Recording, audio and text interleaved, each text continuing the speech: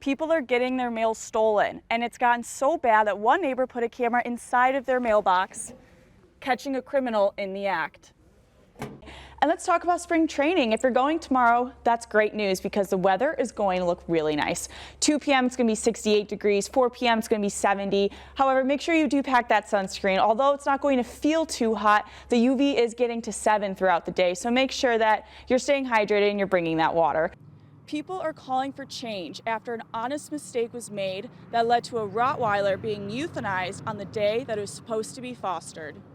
The record today is 96 degrees, and that was only 6 years ago, so I wish we were a little closer to that number, but I'll take 74. The average is 79 degrees for this time of year, and as you can see, we won't even be hitting that average at all for the rest of this week. Friday, Saturday, the highest will only get up to 70 degrees, and overnight it will be in the upper 40s, so make sure you plan for that. It will get a little chilly, and once again, Tuesday, Wednesday is when we will see the rain and those storms coming up.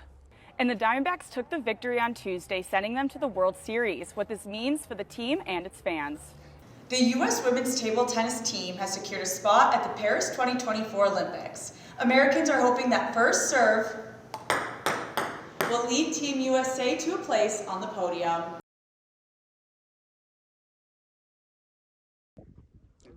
The 2023 annular solar eclipse will be showing a rare ring of fire around the darkness of the moon. I feel like it's like one of those, like, not once in a lifetime opportunities, but it's like one of those opportunities that only come ever so often.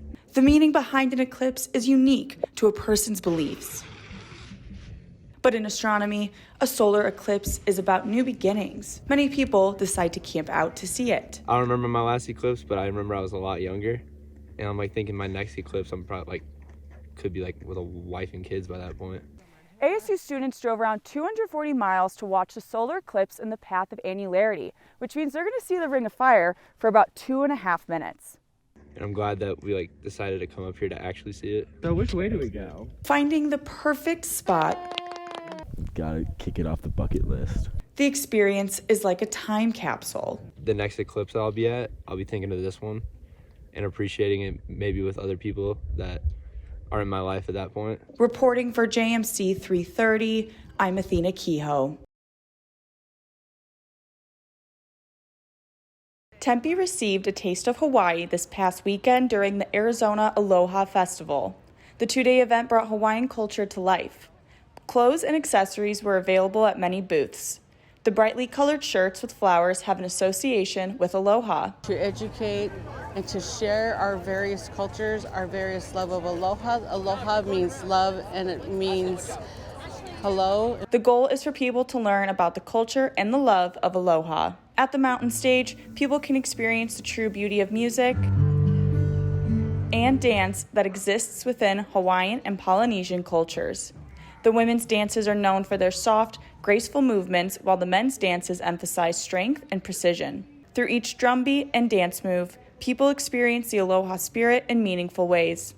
Overall, the event aims to not only educate people, but to make a point that the Hawaiian culture is rich and authentic in many different ways. That's the aloha spirit. Taking care of people. If there's anybody's hurt or needs help or anything, stop and help them or feed them or whatever is the aloha spirit.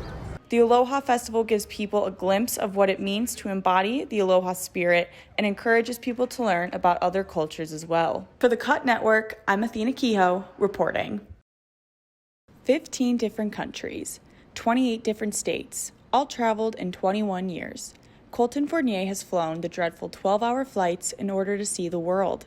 He always makes it a goal to travel each year.